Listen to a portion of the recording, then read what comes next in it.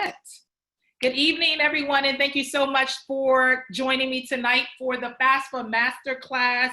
We had so much engagement for this masterclass that we wind up having to do it back by popular demand for a second night, and everyone will still not even get in tonight. However, you are in, so you are lucky because you showed up early on time so that you can get your seat. If you are just jumping on with us, please, please, please come in. Make sure you mute your phone immediately when you jump in.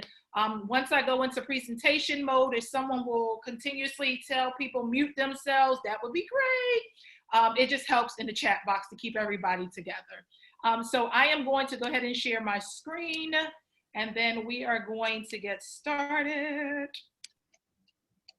Okay, let me make sure I'm on the PowerPoint so it will actually work. All right, so everybody can see my slide. Housekeeping rules, guess what? Remember, mute yourself, please, so we don't have to hear everything going on in your household. That would be amazing. And make sure if you're posting the question throughout, the questions will be answered at the end. If you are posting a question, the only way your question might get answered is if you post to everyone, just in case the computer freezes for any reason. We want to make sure that you can get your question answered as well. For those of you who don't know me, I'm Regina Robinson. I'm the founder and CEO of Suited for Success College Planning Services, and our mission is to educate and empower parents and students on successfully navigating the college admissions process. We want students to find a place they can call home for 4 years, where parents do not have to go into debt. They don't have to borrow from their 401k plan. And most importantly, they do not have to take out a second mortgage on their home. We want you to get as much money from the school as possible. That is at least our goal with working with our students who come through the Suited for Success program. We have been running and supporting students for over 15 years. And I am super excited to continue helping on this journey with helping students to continue to successfully win the game of college admissions. I am the author of the book, Winning the Game of College Admissions, which is an Amazon bestseller, and Amazon says it is the best book for helping families navigate the college process. So kudos, pat the back for me. No, but it truly is an amazing book. You can grab it on our website. It's the best $20 you will ever spend. For parents who can't enroll their students in our program, it walks you through on your own the same thing I would hand in hand walk your child through individually, right? So you can get it and take it and process yourself. I am a graduate of Bowie State University, go Bulldogs, for undergrad, and from my master's degree from Georgetown University, go Hoyas. So if we have any aspiring Hoyas or Bulldogs on the live, make sure you chat that in the box so that I can see it later and comment and, you know, post you up, because you might be a future Bulldog or you might just be a future Hoyer, and so I want to celebrate you. And so again, thank you guys for joining tonight's masterclass. We are going to cover, see my computer already acting crazy. We are going to cover financial aid, scholarships, loans, and common questions. Now I know you're saying, well, I thought it was all about financial aid. Well, remember, scholarships relate to financial aid. Grants relate directly to financial aid. So I'm going to break down those components so you have a clear view of what each of those areas are and how they actually relate directly to you completing your FAFSA and what that means, okay? So let's go ahead and jump start in. So, okay, y'all, my computer, okay, here we go. So what is, I know you're asking, well, so what is the FAFSA? What does that actually mean? It's an acronym. I need to know more information because I'm not really sure what that acronym means for me. So it's a free application for federal student aid is the acronym, and it is required for you in order for your child to qualify or seek any federal and state financial aid. Now, I can hear some parents on here already saying in their voice to themselves, and I have a, you know, I'm a psychic, like I'm just joking, and I can hear that where you're saying, well, I'm not going to do the financial aid, the FAFSA, because I make too much money. I don't want the government in my business. I don't want to provide all my financial information to any school. That's just giving them way too much. Here's my caveat to that. Are you kidding me? They can the government already knows all about business. In fact, they know more about us than we probably know about ourselves, actually. And on top of that, the FAFSA only collects what the IRS already knows. So if the IRS already knows it, you might as well go ahead and share it, right? So here's what you do need to remember. If you are one of those parents who are saying, I really don't want to complete the FAFSA, I make too much money, my kid isn't going to get anything anyway, please remember, if your child, I'm going to give you a straightforward example. If your child qualified for, let's say, a scholarship for like $10,000 at their school, and that school, only way they can allocate that money is if that student had completed the FAFSA.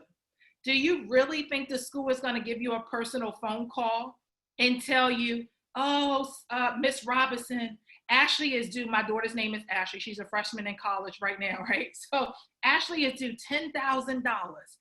But because you didn't complete the FAFSA, we can't give you that money. You think they're going to do that? No, sirree. They're going to move on to the next family who did the FAFSA and give them that $10,000. So yes, you should complete the FAFSA. So if you got on tonight with that one question, guess what? That's your answer already at the top. Yes, you should complete the FAFSA. Do not complete the FAFSA. You need to. Now, what is tied to the FAFSA? There are 3 types of financial aid that is awarded through the FAFSA. Now, the first is grants, which is awarded on need. Then you have a work study, which is also part-time employment to your students while they're at college, usually for students who are need-based. Now, there is a question on the FAFSA that says, would you be interested in work study? Everyone should select yes.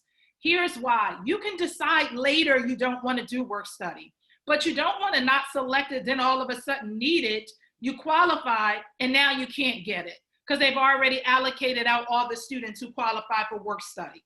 So parents, please, whenever I'm doing family FAFSAs and my clients' FAFSAs, because some parents are not my clients, they're just my FAFSA clients, I make sure their child select work study.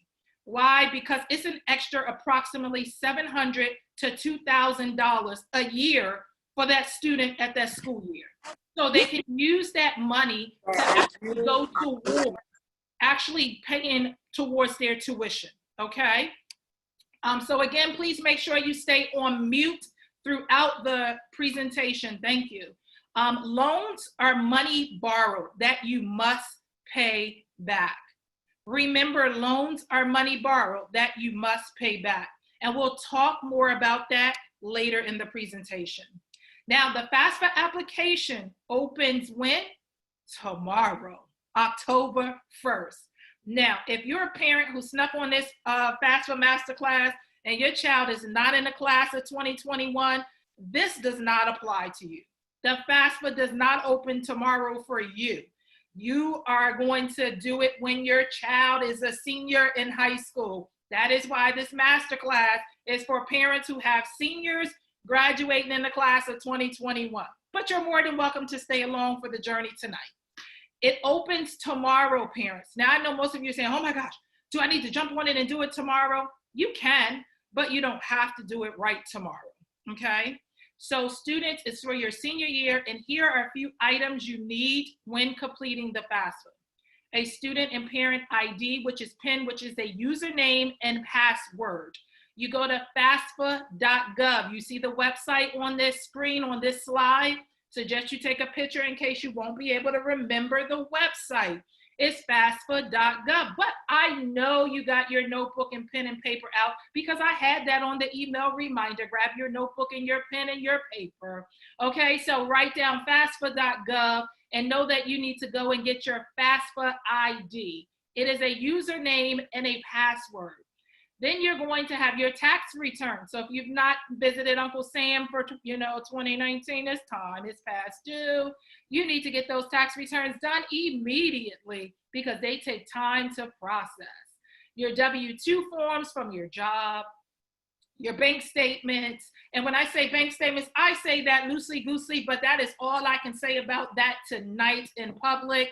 If you are one of my FAFSA clients moving forward, I will tell you all about what I mean about the loosey goosey word, but I cannot share that on here live. But your bank statements are needed. And your any Social Security or any other private VA benefits, okay? You are going to need to connect to the IRS database, but that is impossible if you have not filed your taxes. So it's going to take time. You do not need to start your FAFSA right now if you know you have not done your tax return. Don't bother jumping on there just yet. Create your PIN and ID, but don't bother jumping on to start filling in because you need your tax returns. After you complete your FAFSA, hold on, I gotta grab somebody that's not muted. Okay, after you complete your FAFSA, please make sure you look out for an email on your student's email account, right? So parents get those passwords to your students' emails. I know I did because I needed to make sure everything college related was handled. So you should have a family shared email. If not, just tell them to give you the password, and then they can change it after all this is over. So you are going to receive a student aid report that contains the information you reported in on your FAFSA. Now, let me tell you how important that SAR report is. Some scholarships will require you to upload your SAR report in order to apply for that particular scholarship. And so the SAR report will allow you to download it and create a PDF, and you can save it to your desktop. So guess what? You will have a record of everything you entered. Please keep in mind, every state has a deadline date. Maryland, March 1st. Yes, let me say it again in case that went over your head and you missed it, March 1st. I can only imagine there's a question in the feed right now. Well, when is the latest I should complete my FAFSA? Well, I would say no later than Thanksgiving, when you go home from school on Thanksgiving break. So that means the kids, when your students go home on Thanksgiving break, you shouldn't be doing it after that, okay? Please, if you need to go beyond that because you haven't filed your tax returns, do not go past, drum roll, March 1st. If you wait past March 1st, someone is saying, what's going to happen? Well, let me share with you what will happen. Your child will not qualify for any state or federal grants if possible. You forfeit that if you miss the March 1st deadline. Parents, I don't know about you, but I told you I got a freshman in college and I wanted all the money I could get because there was no way I was missing that March 1st deadline. So I got mine in way in advance. And so if you are struggling and don't know how, we're going to help you get yours in way in advance as well. So don't worry, because I know some of you are on here saying, I'm already stressed out. I'm already overwhelmed and you're only on slide 3 or 4. Don't worry, I got you covered. We will submit your FAFSA and fill it out for you if you need us. So don't worry, okay? Next slide is financial aid award letter. Now, so most of you are saying, well, what happens after I complete the FAFSA, input my information, get my SAR report email, then what happens? Well, let me first give you a little background of what the FAFSA actually is. It's a database. It collects your information. Your information is then sent out to the colleges, and the colleges have a formula worksheet. The financial aid office is reviewing it, and they decide, based off of the state guidelines, government guidelines, their guidelines for money that they have, what your child will receive in financial aid. So please keep in mind, the FAFSA does not award you money. It is a database that collects your information, spills it out to the colleges that you list. We'll talk about that a little bit more. And then those colleges will send you what? And a financial aid award letter.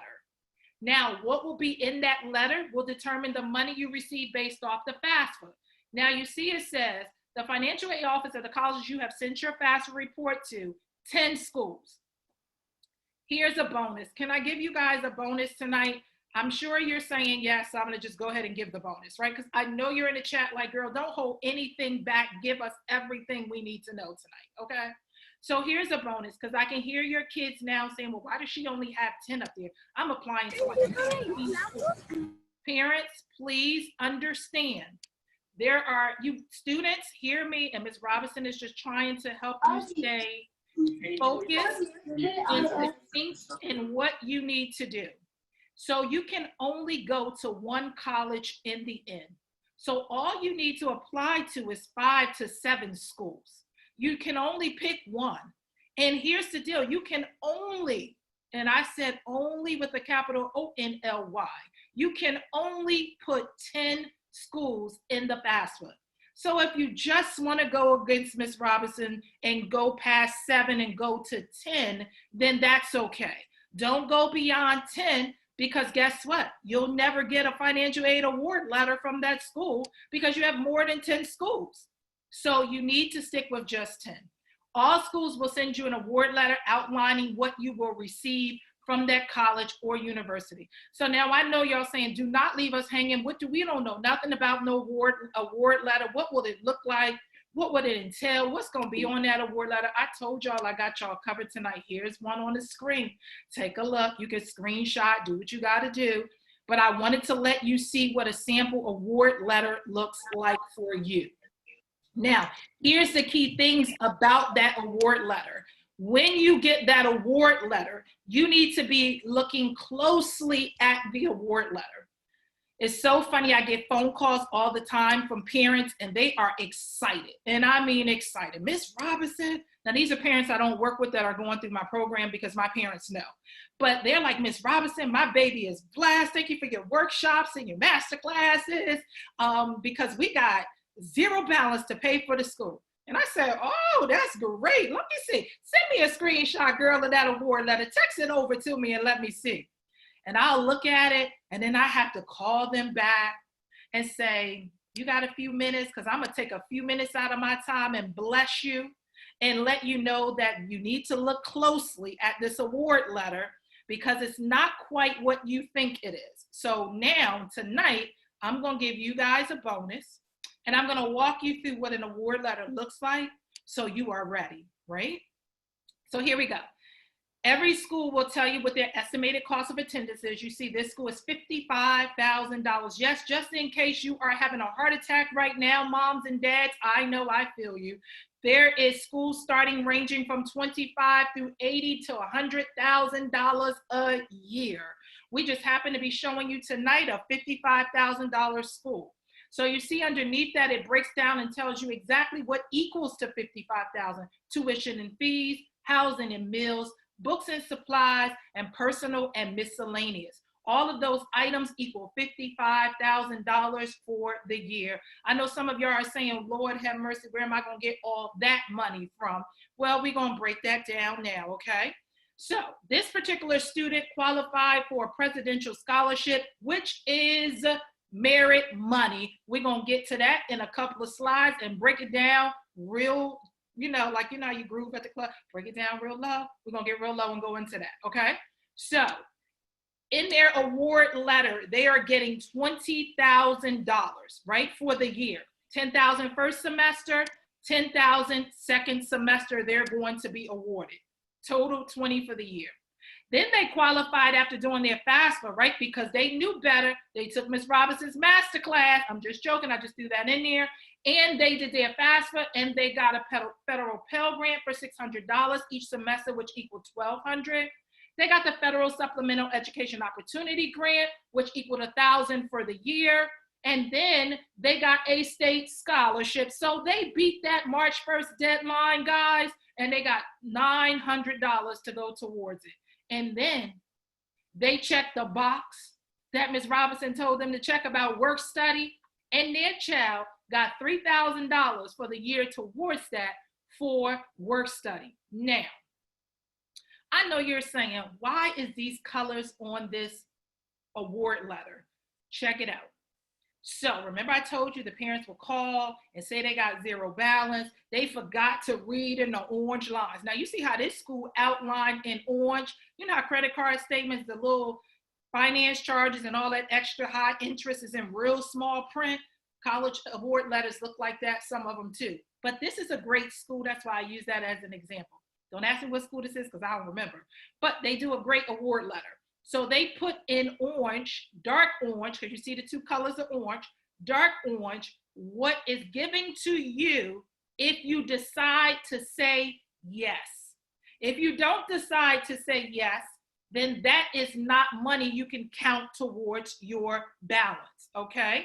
So when you see here, you see that it says $1,500 per semester in work study. Then you go to a federal Perkins loan, which is to your students. Then you go to a subsidized loan, which is also to your students. Then you go to an unsubsidized loan, which is also awarded to your student. Now, you see it's in orange because that means you can say yes or no. So you do not have to take that money, okay? So I'm watching my time, so y'all know I'm watching my time too. You do not have to take that money, okay? So what that means is once you get to that award letter and you're getting ready to accept that school and you're saying yes to that school, you can decide whether you're going to receive the money in loans or deny taking the loans because maybe you have some money saved somewhere, or you're going to be able to fund it in different ways outside of loans. So there's another slide where we're gonna break down loans even more in detail, but here's how you see what the award letter is. They take what they have from the amount of the $55,000, what they get per year, and then tell you what the balance is. Now, you saw that the balance was, I'm trying to move, I have the thumbnail, which is that, see, when I started doing this the other night, it made me freeze, so I ain't gonna move around. You guys can see what the balance is. I can't see the number because I have to keep the screen part leveled, but whatever that balance is, you could pay that to the school in cash, or parents, you can borrow that in a Parent Plus loan. And that means the loan is to you, it's in your name, and you must pay that loan back, okay? So again, you can borrow that money in a Parent Plus loan, or you can pay that money back in 10 monthly payments. So divided by whatever that number is, I know it was up in the thousands, so that's like $1,500 a month in lieu of whatever bills you already have in your household. So think about that, parents, okay?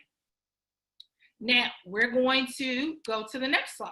Scholarships. How does the FAFSA equate to scholarships? You saw that there was a state scholarship, but there's also other areas of scholarships that we're going to talk about tonight, because you can't just depend on the FAFSA and for financing your education. So we're going to talk about scholarships. Scholarships are something that are awarded to you and you don't have to pay it back at all. Now, scholarships are money that you get from private organizations, fraternities, sororities, banks, stores, all of those different things, right? And here's some different, well, now I'm gonna go back one if I can. Okay, you can get them from banks, all of those different places. Now, here's what I know.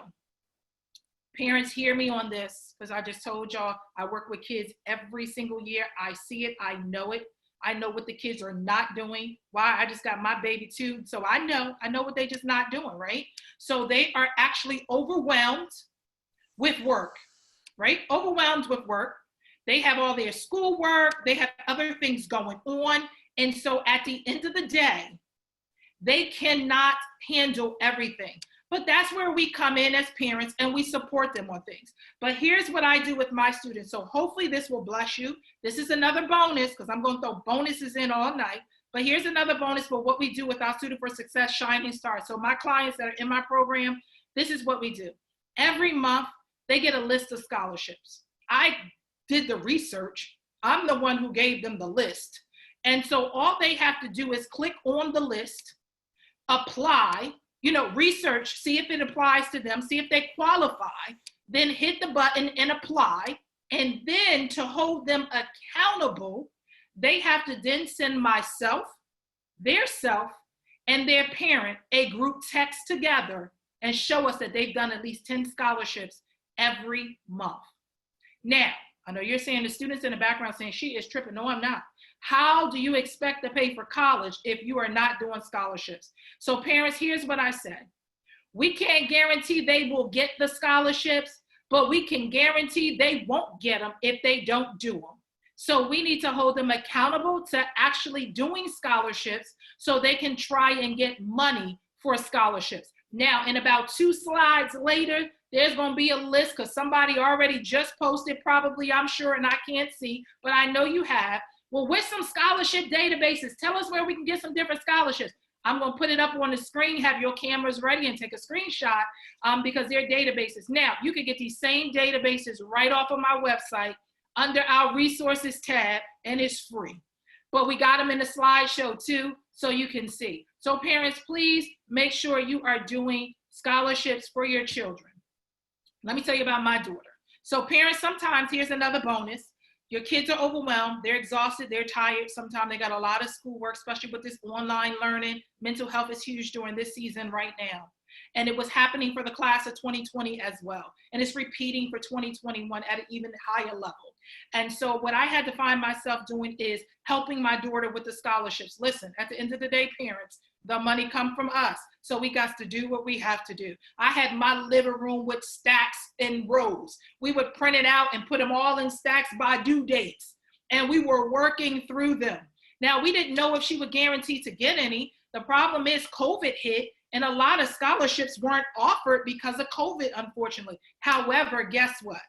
I know we might have a Zeta on here tonight, and if we do, shout out to the Zetas, because right in the nick of time, my baby got a scholarship in the mail from the Zetas, and it blessed us. But guess what? We had done over 40, 50 scholarships, but that one, I don't care that we just got that one came right on time. And so parents, it'll come right in the mail, right on time. I said, won't he do it? Yes, he will, right on time. That scholarship, we was blessed by the Zetas. And so you never know if you don't try, okay? So scholarships are huge. Make sure your babies are doing it. Now, here are the types of scholarships, okay? You have merit, which is very, very important. Let me tell you what merit means. Merit is academic money given to your student based off of their GPA and their test scores. Now, some of you are saying, but what about now? The test scores, they're not doing SAT, they're not doing ACT, not really sure. Colleges will shift. They know everything that's going on, right? They will shift and then make merit all about their GPA and other components that would make that up. Now, here's a bonus. If you don't get nothing else tonight, I'm trying to tell y'all, I'm about to give y'all the secret that keeps my clients going to college debt-free, without a bunch of student loans, and enough with a small enough balance for their parents to afford. So get close, listen, and write it down in your notebooks or your notepad, wherever you write the notes at tonight, okay? Because this is the golden bonus. You can actually get off after this if you want, because this is the golden bonus. When your child are looking at schools, they do not care what they look like against that school. They choose schools because they like it. They choose schools because their friends went there, or in fact, they choose schools because it's your alumni. Or they choose school because they have their major, but they never choose schools based off of how they rank against that school. So my clients that go through my program, every college on their list, we know they are guaranteed some merit aid. Higher in the higher numbers above the cushion, or it is not on their list. And if it's on their list, their parents understand that this might be a full pay school because your child's not going to get that much money. But we are understanding that the majority of the schools, they're going to bank up on merit aid. Merit aid is the first way for you to pay for college. My daughter is at school, $0 debt, right? Zero debt, and all academic and scholarship and grant money first. And then I told y'all the Zetas blessed us in the nick of time because I enrolled her in an extra program that cost more money. So her zero balance went to a balance because I enrolled her in an extra program because I wanted her to be successful for her freshman year.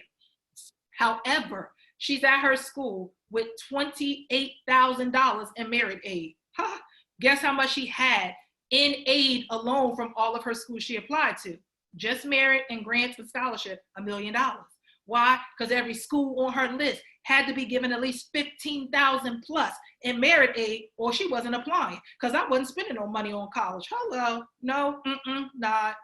And so therefore, we need to make sure that our students know how they look against the school. So all the times my parents who go through my program, they don't mind making the investment for the program because they're going to get it back in one award letter from one college, at least 2 or 3 times investment. And their kids getting $15, $20, or $25,000 in merit aid. They've already made back their investment a long time ago, so they don't mind. So parents, you need to do the due diligence if your student is not, and you're not in my program, to find out how your student ranks against their schools so you can get the merit aid. Because remember, I just said, merit aid is the best way to pay for college. Some of y'all thinking it's the FAFSA and all that. No, it's merit aid first. Then it's private scholarships, which we just talked about. You get those from the stores, to sororities, to fraternities, different organizations, your banks, so on and so forth. Then there's financial need-based, which is from the FAFSA, right? Then there's legislative, senatorial, delegate, banks, churches, stores, sororities, and fraternities. That's the lineup.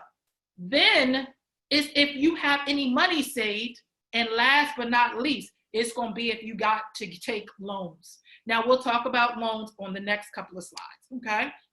So here's what I mean to break down merit. So I can't just tell it to you, bonus it to you, and then not show to you what it really looks like, okay? So here's what merit means when I say looking at your student. So here's a school where 34% of their students come in at a 3.75. Now, you'll never find this grid because it's a part of my online system that only my paid clients get access to. But I screenshot it because I wanted to give you an example of what merit means and how you can look and understand what merit means. So 34% of the students come in at a 3.75, 22% come in at a 3.5 to a 3.74. Their average GPA is a 3.5. My students' average GPA, their cumulative at the end of their junior year, is a 3.5. So they're right on neck and neck with what their requirements are. So do you think they're going to get some merit money? Yes, they are. They're going to get a good cushion of merit money, right? Then you go down and you look at their test scores. Let me go back. You go down and you look at their test scores. So my student becomes a better SAT test taker, right, for this particular school. So they don't need to provide their ACT scores. Why? Because they're better at the SAT. So that's what they're going to send in. And so remember, it's based off of your GPA and it's based off of your test scores that determine the merit money you will receive. I went backwards. Okay. Now, remember I told you scholarship resources. Here are the databases that you can go to. If you miss these databases, I promise you each and every one of these websites are on my website on the tab under resources. You can find these and probably more because I'm always adding more, okay? So if you didn't get to screenshot, this is the slide that I was referring to that you can grab the resource websites for the scholarships, okay? Next, all about loans. Now I know some of you are quenching right now because you are like, I am not about to be taking all these student loans. I just refuse, right? I hear it, I know, I understand. However, there are some people who will need loans to help fund your children's education. Here's what I say about loans. Remember, they are for tuition, books, and supplies and living expenses on campus, not living expenses for your household, not for you to buy a new car, not for you to home improve your house, not for you to go on a shopping spree. That money has to be paid back. Please borrow only what you need, not a penny more, because they will give you more. But parents, don't fall into that trap. Only borrow what you need. Now, here's my analogy of the whole loan thing from borrowing. If you have money, and remember I said not your 401 and not equity out of your home, but if you have a big lump sum of money somewhere sitting and you become your own lender, you borrow from yourself. But don't do it if you ain't accountable and you know you're messy with money. But if you can do that, you borrow from yourself and you pay yourself back monthly, guess what? You ain't paying back interest like you will be on your loans. So keep in mind, there are several different loans. There are federal Stafford loans, must be repaid regardless. Your students qualify for this under the FAFSA, and they can only get up to $5,500. It's broken down into 2 categories: subsidized and unsubsidized loans. Now, subsidized does not accrue interest the entire time your child is in school, and they have to start paying it back 6 months after they graduate, and it is fully the student's responsibility. The difference in unsubsidized is it accrues interest the entire time your child is in school. They still have until 6 months after to restart repaying back, but the entire time it's accruing interest, right? So here's what I say about unsubsidized. Parents, there's two things you can do with that. If you're forced to take an unsubsidized loan, you can pay the interest monthly. It's probably like $50, $60 a month. That way, it's not being tacked on to your student's account, right? So you just pay that interest every month. Or skip taking the unsubsidized, borrow that from your savings account, and then that way you don't have to worry about the unsubsidized part and all that interest rate. You just pay back your savings account over those periods of the month of that year your child is in school, okay? So that's ways to do that. Parent plus loan. That is an unsubsidized loan made to parents, and it's a parent responsibility. It is based off of your credit check. So however your credit does, they base the finance charges and the interest rate and all that off of that. And you begin paying that right away. So that is not something that's paid 6 months after your child graduates. That's something that's paid right through. That's why I say if you can become your own lender, you do that and you won't have to take a Parent Plus loan. But you have to pay attention to your award letters to make sure they have not already tacked on subsidized, unsubsidized, and Parent Plus loans if that's something you do not want to do. So I highly recommend you have a candid conversation at the dinner table amongst all family members to talk about whether you're going to have loans or not. If you're not going to, how else will you offset paying for college? That is a discussion you guys need to have now rather than later. And keeping in mind when you're looking at your child's college, financing your child's college for 4 years and not just 1 year. Remember, merit money is only kept if your child maintains academic excellence. Remember, private scholarships from sororities and fraternities and things of that nature does not carry through every year, only the first year, unless they tell you it's a renewable scholarship for 4 years. So you have to keep in mind some of those areas and some of those things, okay? It is not guaranteed that you will be able to keep that information and keep going with those scholarships and grants throughout. So you have to pay that attention when you're looking to finance your child's education. So that's all things loans. Okay, here go my computer. Okay, so now we're into common questions. Remember I said we'll talk about FAFSA, scholarships, loans, and then common questions. And hopefully this will answer some of your questions that might have been common questions that you had or that's already in the chat that I probably will already answer during these common questions or that I've already discussed as we were going along. So we're going to go ahead and go through the common questions, okay? So we make too much money to qualify for a Pell Grant. Should we still file FAFSA? Yes. Remember I said, please make sure you file the FAFSA no matter what. And if you need help, we are here to assist you and make sure you get the FAFSA done. Do I have to register with selected services? These are all of my young men who are live with me tonight. Yes, please register you for the selective services so that you don't have to worry about doing that on your own. Let's see. I gotta mute someone. Okay, so next question. My parents are separated, divorced. Which parent's financial information should I include? The parent who you live with, the parent who puts you on their tax return, the parent who covers 85% of your living expenses. So the person you are with the most, the person who spends the most in taking care of you. I am a high school student and a single mother living on my own. Should I seek independence? It will automatically shift you if you are a young lady on here, senior in high school, and you happen to have a young child, then you fill that in. Do not keep that a secret. It will shift your status on the FAFSA, okay? Should we wait until our taxes are done before completing the FAFSA? Absolutely. You have to have your taxes done because you have to tap into the IRS data retrieval. If you try and input the information manually, 9 times out of 10, you will get flagged by your school. What does getting flagged mean? They are going to ask you for your whole life story. They are going to delay giving your child aid. And what does delay mean? Money gives out on a first come, first served basis. You do not want to get pushed to the back of the line. So please be able to do your taxes. Make sure in that way it can be retrieved right out of the IRS data retrieval. What does expected family contribution mean, which is just estimated? It is an estimate of what they believe you can pay based off of the financial information you include. Now, if your EFC becomes zero, I tell all my FAFSA clients, don't get excited. That does not mean you're getting a full ride to a college or a university. That does not mean they're obligated to give you all of the money. They're just seeing at a glance what you can contribute. That does not mean they're going to give you all the money. So keep that in mind.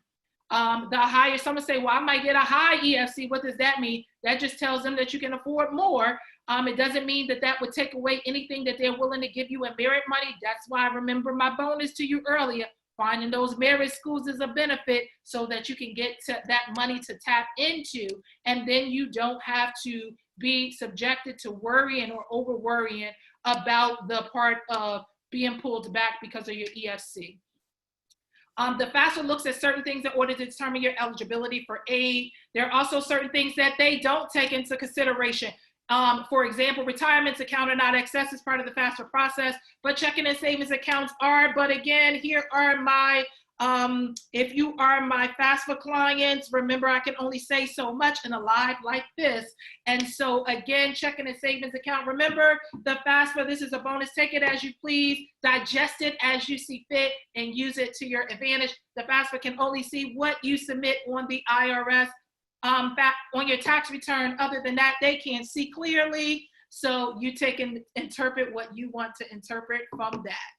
If you're my FAFSA client, I will tell you exactly how to interpret that. Next slide. Uh-oh, my computer. Okay. Here's a few bonuses that I want to share tonight. So remember I said we're going to talk about FAFSA, scholarships, loans, common questions, and now I'm going to give you these as a bonus. For those of you who can't enroll your child in my program or will not spend $20 to get the book to help you, I'm going to go ahead and bless you with some bonus gifts tonight and give you some input and some information on helping your child navigating through these stormy weathers of the college admissions process. Parents, if you think you're going to help your children on 25 years ago college experience, this year is going to be a rude awakening like it was for the class of 2020. Everything has shifted. Everything has changed. Those old school rules will not work in a new world, okay? Know the cost of the colleges your child is applying to. Apply for scholarships through your college and department. What does that mean? Every time, let's say you want to be a music major. Let's say you want to major in nursing. Do that school offer scholarships within that program department? Can I tell y'all that's a huge bonus? Don't forget to inquire. Don't forget to ask. Also make sure that if you apply to a college, this is a double bonus. If you apply to a college, that does not always guarantee you to apply and qualify for scholarships. Reach out to your school's financial aid office or admissions and ask, if I apply for admissions, does that qualify me not only for admissions, but for all scholarships, or are there separate applications for scholarships? That was a double bonus, so you don't miss out on that money. Take time to compare financial aid packages. When you get those student aid award letters from the school, please take time to review them. If you get to that space and you're confused, we do that with clients as well. We do that with parents. We call it, I got in, now I don't know who to sign with, right? So we go through your award letters, we help you figure it out, walk through the pros and cons, and boom, you make a final decision. We automatically do that with the students who are in our program. Read all documents in their entirety. Parents, please help your children read. We have a tendency of not reading. I'm gonna pause right there. We have a tendency of only reading what we want to read and we forget to read everything. Please don't become that parent. You will miss something very important in this process. Read everything, help your child read everything, because we know they skim and we need to thoroughly read. Know that what financial documents your schools require. Not all schools only require the FAFSA. If you are on here and you are considering applying to some of the Ivy Leagues, they do require the CSS profile. The FAFSA is already hard enough. The FAFSA is already a monster on its own. Can I promise and tell some of you parents who are going to have to do that CSS profile, it is a beast, okay?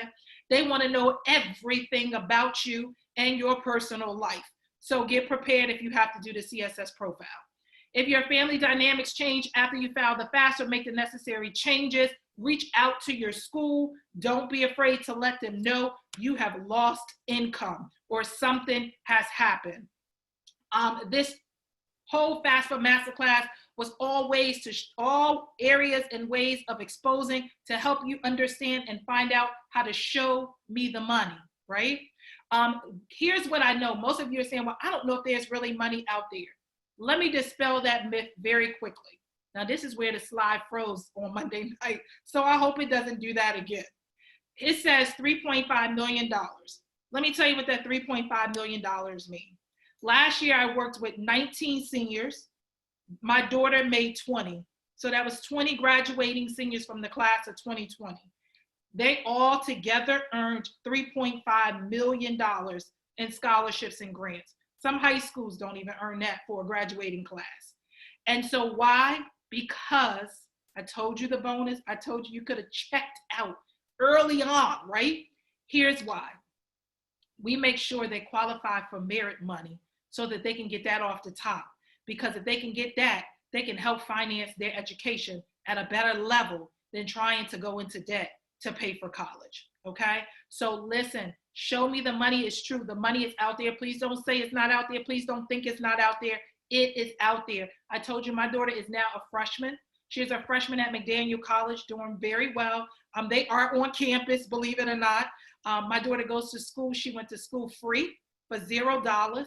I enrolled her in an additional program so that she could have support, so that she can have resources, so that she can have the help she needed to make sure her freshman year was successful with all this online and half in class, half online. And I wanted to make sure she was successful. So enrolling her in additional program meant now I had to come out of pocket, right?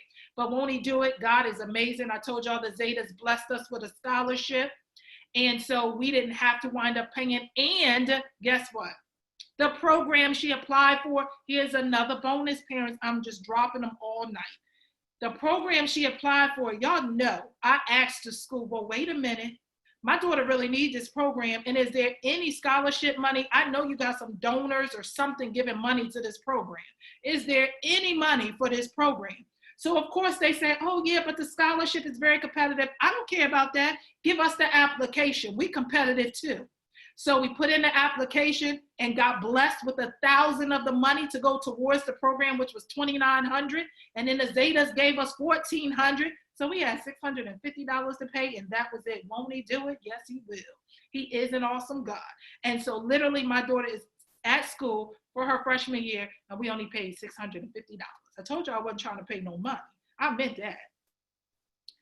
So some of you are saying, okay, this is a lot, Miss Robinson. You are tripping. This is a lot. I cannot, okay? And so if you want us to help you with the FAFSA and you don't want to make a mistake on your own, we can do just that. Now, I know it tells you to schedule an appointment and contact our office. Don't call me. Don't call me. I should have updated this slide. You're going to get an email, right? When this is over, you're going to get an email. And in that email will be a link to my calendar, and you can select and create your appointment right there without even calling me. It's going to be seamless, right? Now, I know some of you are saying, well, will it cost for you to help us do the FAFSA? Yes, it will. Why? Because it's taking out time off of my schedule where I need to be working with another client. So if you're in a single parent household, that means one parent on the FAFSA, it will cost you an investment of $150. If you're in a two-parent household, that means both incomes need to go down in the FAFSA, it will cost you an investment of $200. So when you get the email tonight at 9 o'clock, it's going to drop in your inbox, because y'all know it is exactly 92 people on this live masterclass, 92. And 92 people need a FAFSA done, right? And so there is an opportunity for you to click. Please do not schedule a time on my calendar unless you have processed your payment first. Once you process your payment, then you can secure your date and time on my calendar. And I will get on the Zoom just like this, me and you, and we are going to complete your student's FAFSA. Why? Because I don't want to see you make a mistake that's going to cost you. Let me share with you about one of my parents from the class of 2019. She wanted to come on, but she couldn't tonight because she had another prior engagement. I was helping her daughter. We started the FAFSA, and we had to do some other stuff, and she had to get some other stuff together before we could complete the FAFSA. In the meantime, her student was a part of my program, one of my clients. She went behind me and her student and did the FAFSA on her own. Big mistake, right? The daughter called me crying in a frenzy. The school called the mother asking for all of this paperwork. Didn't I tell y'all? I said, my clients, I could tell y'all what's the ins and the outs, but I can't publicly be saying all that stuff. So she didn't listen. She went ahead and did it herself.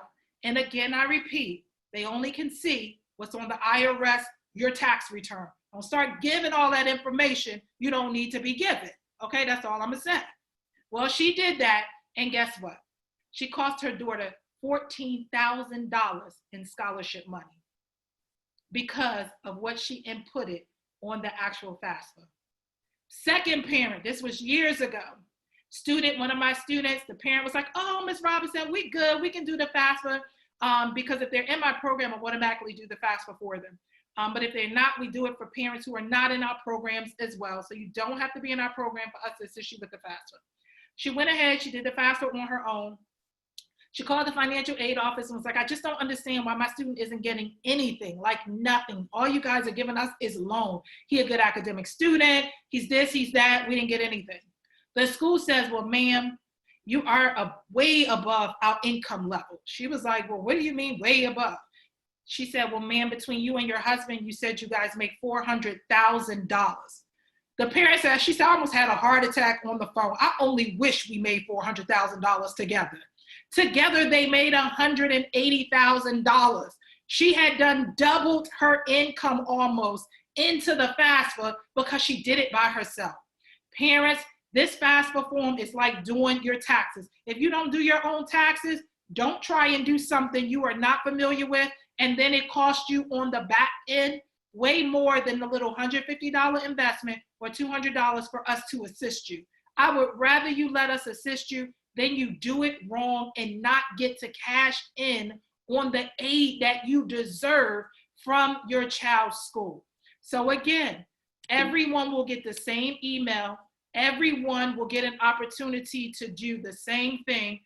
Make their payment for the investment of filing the FAFSA, secure a date on my calendar, and you will get a Zoom link, and we will jump on and we will knock your FAFSA out. The appointment's for an hour. We never are on there for an hour, but I just allot us an hour because I know some of y'all like to get on with me and chat about everything else except for the FAFSA, right?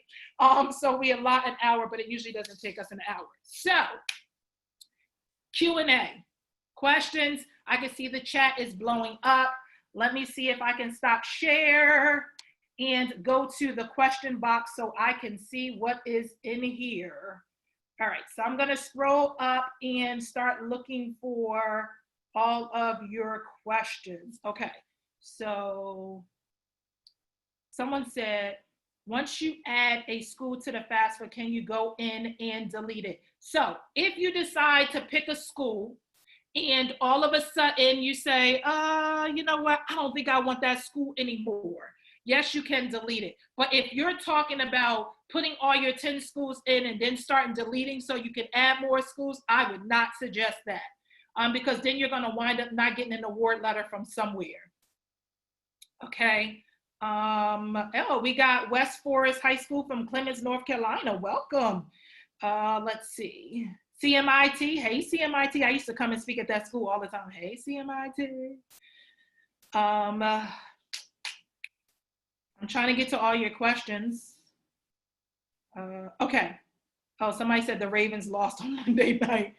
Someone said, well, we get a copy of the presentation. The presentation will go up on my website. It's $27 to buy the presentation. Post questions to everyone, yes. In a married couple, should the parent who is the primary on the federal tax return, the best parent to create the FAFSA federal ID. So basically you're asking me that if you're the parent who is the main one listed, who is the main one listed on your tax return, should you be the one to create the ID? Yes. So let me clarify that really quick too, so there's no misunderstanding. If you are in a 2-household family, remember only one parent needs a PIN ID. You don't need both parents to create one. So mom or dad decide who it's going to be. And I suggest whoever is the primary on the tax return, like the other parent is asking, to be the one to create the ID. Now, the student needs their own ID as well. Some of you are saying, well, when should I get the ID? Now, tomorrow, right? Because it takes a couple of days to validate, because they have to run your Social Security to get validated, okay? Someone says, go BSU Bulldogs. Absolutely, go Bulldogs. Since COVID-19, extra people have been staying with us. Can this be accounted for on FAFSA? No. If you just joined, okay, thank you for the reminders for people to mute. Thank you so much for everybody helping me with that. If your parents aren't together, do they ask for both parents' incomes? So let me give you a story, because this is going to help everybody. So when I was going to college, I was a first-generation college-bound student. So it was me and my mom trying to figure this thing out, just like some of you. And we had no idea what we were doing. I only wish someone had a master class like this when I was in high school, because maybe we wouldn't have gotten it wrong. So my father lived in a whole nother state. Here we are searching him down, trying to get all his information, knowing good and well he ain't providing 85% of my living expenses. My mother is. We search him down. We put his information on the FAFSA. All I got was loans. I should have never included him, and I would have been able to get some money. So for all of you who have baby daddies, single moms, we got them baby daddies, don't listen. They just baby daddies. Don't go searching for them, girl. We don't need them right now. You just need to put your information on the FAFSA. And for those of you who's not baby dads, but your husbands, or they gone, long gone, you don't need them either. You just need you on the FAFSA, okay? Do I need an account for each child that I am requesting aid? Ms. Gates, can you clarify that? Do I need an account for each child that I'm requesting aid? I want to assume you have twins, maybe, or more, or I want to assume you already have a college student. So if you have twins, you just need one PIN for yourself. Each twin needs their own ID, okay? If you have a student already in college, and that was your question, and you have a PIN already for that student, you don't need a new PIN. That new student who's the 2021 student still needs their own PIN with their own Social Security number, okay? If you need to ask me additional, Ms. Gates, drop your question in. If you just joined, thank you. I have guardianship of a nephew until January when he turns 18. Does he file FAFSA independent or with my information or his parents? Is his parents deceased? Is his parents living? Is he a ward of the court? Those are additional questions I would need in order to be able to give you specifics, okay? Unfortunately, on that one. I am the guardian for a child that's 17 years old, and that child receives survivor benefits. Can the child complete the fast for using their survivor benefits instead of using my income? Okay, so if you're a guardian of a child that's 17 and they're receiving survivor benefits, that means their parents are deceased. The FAFSA is going to automatically shift them into independent. If you need our assistance, let us know. We can help you, and that's going to we'll do that, file the FAFSA with you, and it'll automatically shift him or her. How do we get a FSA ID? You go to FAFSA.gov. If you were late joining, it was at the website. It was on the link at the beginning. It was FAFSA.gov. But before we jump off, if someone will remind me, just in case I forget, before we jump off, I will go back and show you exactly the website. If you remind me before, I'll go back in the screen share and show you. Can we please post your opening slide with your contact information? I missed it. So I will put my, if you mean my website, I can put that in the feed. If you meant the website, I'll put that in the feed, okay? Let me do that now, or I will forget.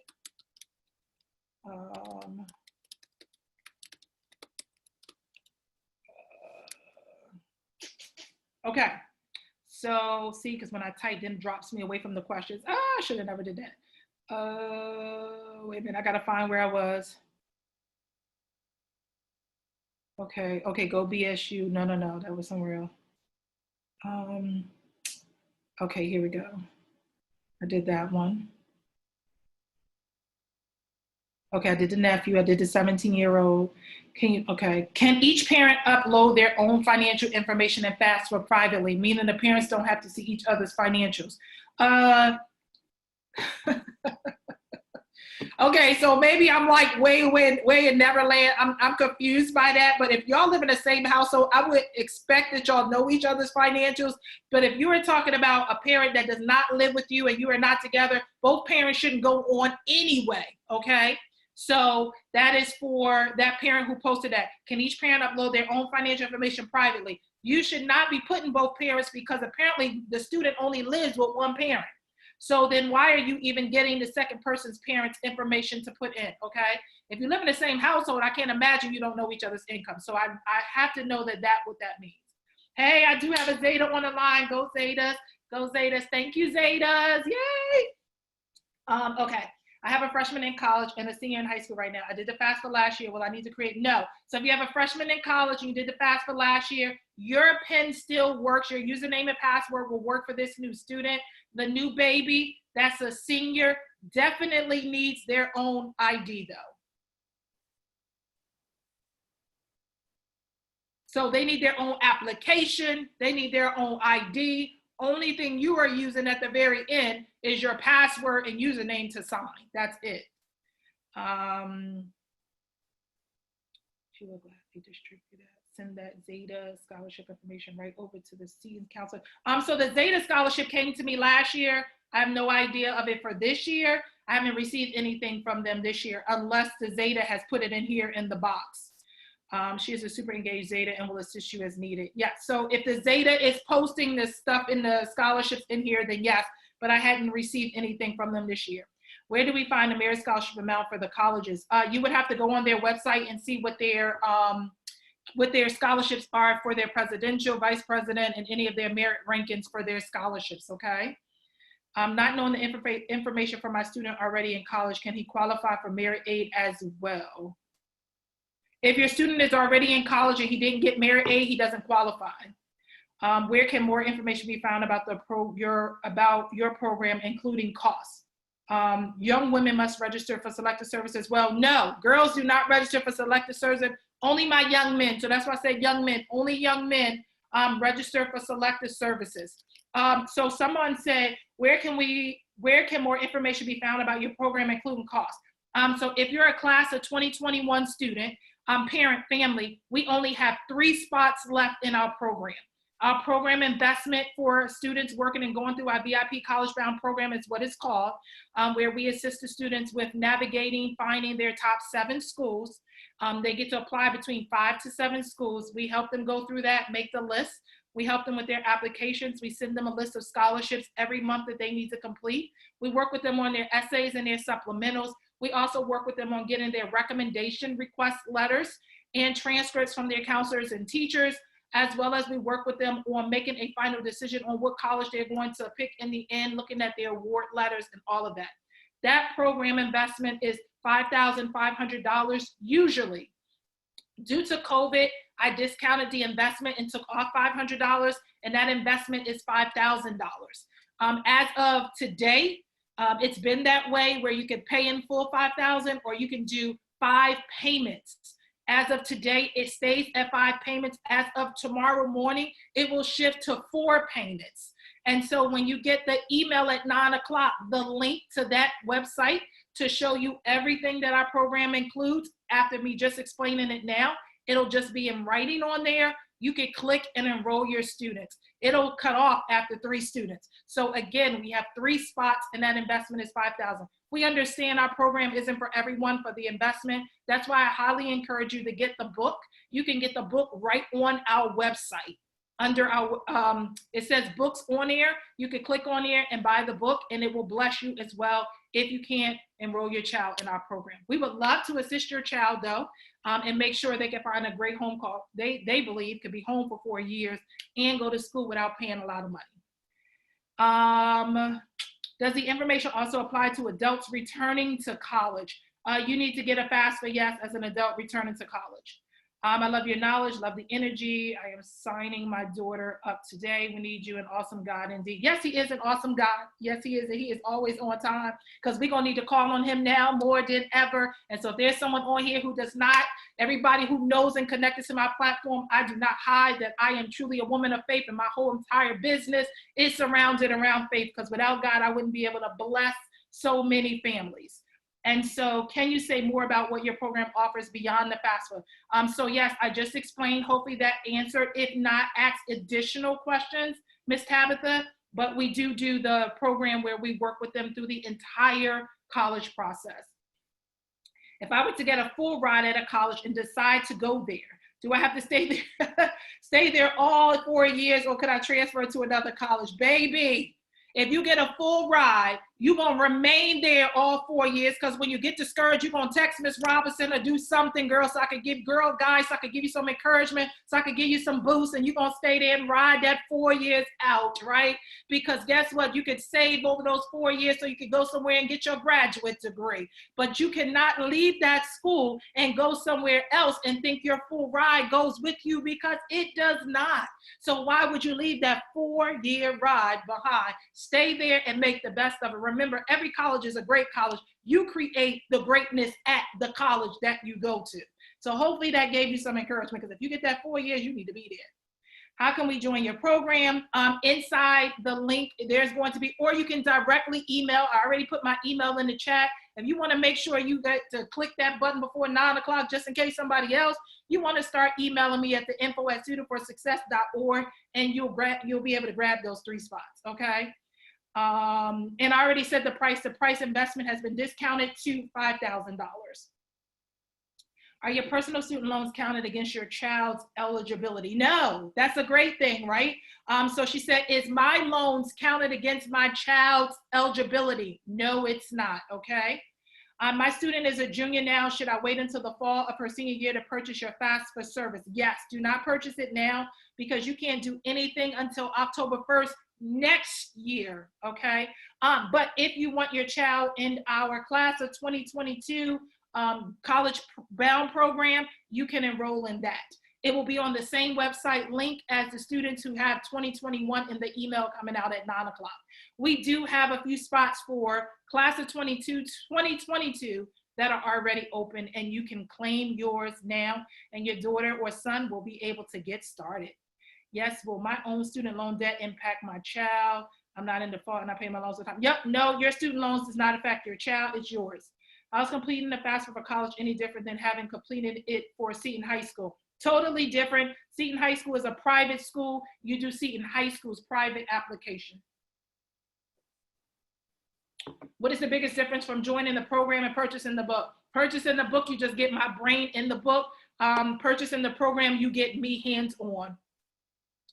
Baby daddy gone, but I remarried and now do, and I now do joint taxes. How would that work? Oh, you just got a new baby daddy, mom. Unfortunately, if you guys filed together, that's how that works. You have to put him in because you filed together. Can you provide your contact email? Yes, I put my email in. Hopefully everybody was able to see that. If your parents are together, will you need to put in both of their incomes? No, remember I said if your parents are not living in the same household, they are no longer together. Whoever provides 85% of your living expenses you live with and they put you on their tax returns, that's who you go with. I had the question about the 17-year-old child that is receiving survivor benefits. Yes, and so that person will go into being an independent. No, so my child is 18 years old. Am I supposed to do the application just for me? No, no, no, they cannot do their own application. My child was 18 as well. We still go in our children's FAFSA, of course, okay? So they cannot stand alone. There is no independent for a student that's 18. If your daughter has a tax number, can that work? you're gonna have to send me a separate email. If your daughter has no social security number, but has a tax number, can that work? You'll have to send me a separate email and we can go back and forth to discuss that, okay? Because I don't wanna ask a whole bunch of personal questions on here live. I'll send the scholarship application to Seton and area schools when they become available. Awesome. So the Zetas will get those scholarships out when they come available. Uh-oh, my computer is acting crazy. Okay. What is selected services? That's that military stuff, and our young men have to do it. Hello, what does the program of 300 provide? I'm not sure what 300 means. So Miss Sophia, can you type additional? I don't know what 300 says. What does the program of 300 provide? I have no idea what that means. How do I make an FSA ID? On FAFSA.gov. Does FAFSA apply for people who are doing grad school as well? Yes, the grad person can still do theirs also. Will there be a recorded link of this video? The recording will be $27, I think, and it'll be up on our website tomorrow. Is your FAFSA preparation $200 separate from 3 slots? Oh, so if you are wanting to claim one of those 3 spots, you do not need to pay for FAFSA preparation. That is a bonus in our program to parents for the first year. So you would not need to do the $200 for the FAFSA because that is a part of your program first year. How long does it take for the book to arrive? If you place the order tonight, I will put your book in the mail tomorrow. My husband and I filed separate. Do we have to provide both? And he's not her father. No. So she says, my husband and I provide separate. Do we have to provide both? No, if I'm your FAFSA person, no, but I can't help you do all of that and say a whole bunch of information because I could be in trouble for that. Okay, but no, take it how you see it. Does that parent that claimed a child on their 2019 taxes have to be the parent to file for the FAFSA? Yes. Listen, guys, parents, you can't be swapping during this college season of who's claiming, who's not claiming, who's claiming. The person who claims your child is the person who has to do the FAFSA. So when you start swapping off, it makes it a hard deal, okay? Is your calendar on your website? My calendar is on the website, but you can access it there or wait and get the email at 9 o'clock, and then you'll be able to access it, okay? Because it'll take you directly to the actual where you need to be on the calendar. I want preparation, but not program. Is that possible? I want preparation, but not program. Is that possible? I'm not sure what you mean by preparation, Ms. Edwards, but not program. Just clarify that. If you mean FAFSA, if you want FAFSA assistance, but not the program, yes, you do not have to be in our program or our program client to ask for my assistance with the FAFSA. So you do not have to be a program client for us to assist you with the FAFSA. You just have to pay your $150 if you're a single parent or your $200 if you're a 2-parent household, okay? If I enter college with an associate, I only need to be there for 2 more years to earn my graduate degree, right? So for those of you who are in these dual enrollment programs, you will have to make sure those schools actually take the credits. It doesn't work like that where you automatically be qualified for associates, and that means you only have to do 2 more years at your school. You will have to work that out by submitting your transcripts from that college to your college, and that's a bonus for that student. Yes, thank you. That is what I meant. Awesome. Okay. Any other final questions? I'm going to show you really quick where you go and get the, where you could go and get your pen.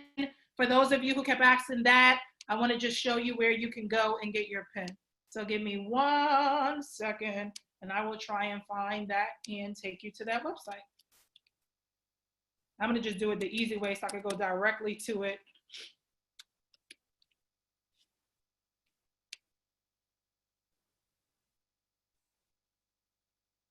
All right, so here's the URL.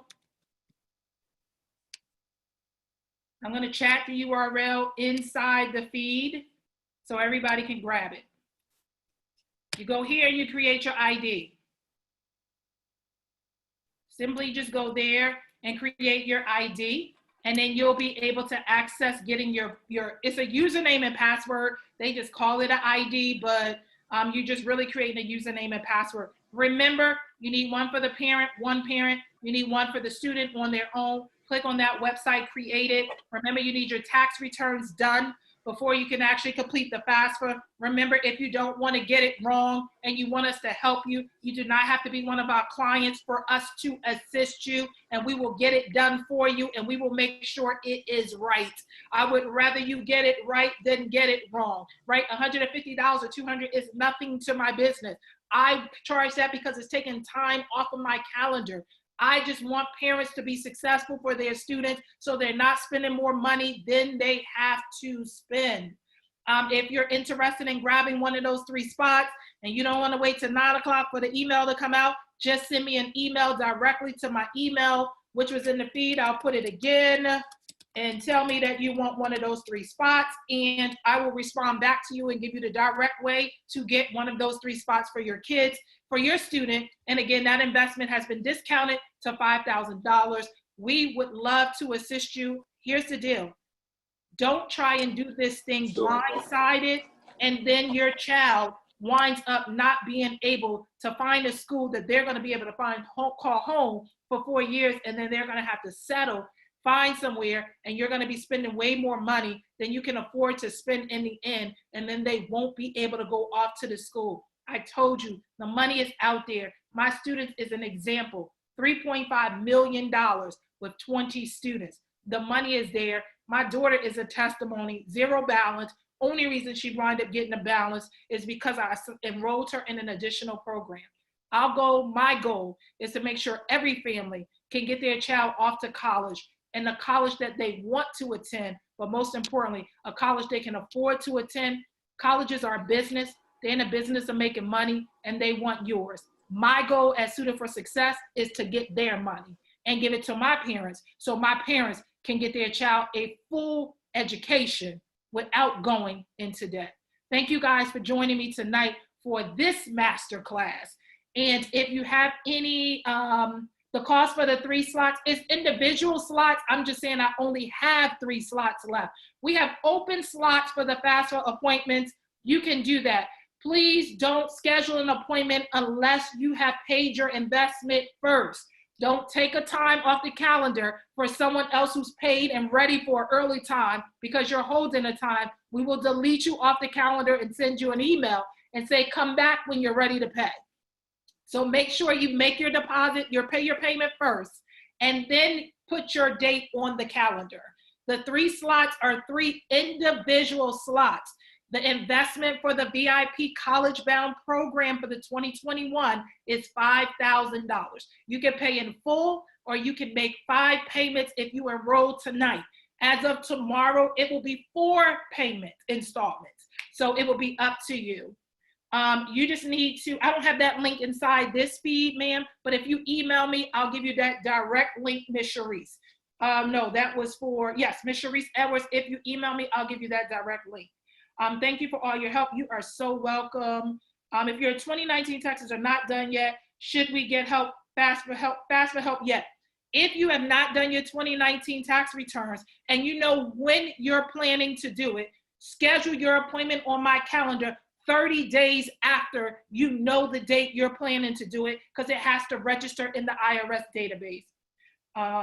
Where do you go to pay the investment? Hi, G, Denki, and Sharice, I know Sharice is talking about the program, or if you guys are talking about the FAFSA link, that's gonna be in the email at 9 o'clock. If you're talking about the program link, that's gonna be in the email at 9 o'clock. If you don't wanna wait, just send me an email and tell me what you're inquiring about, and we'll make sure you get the information.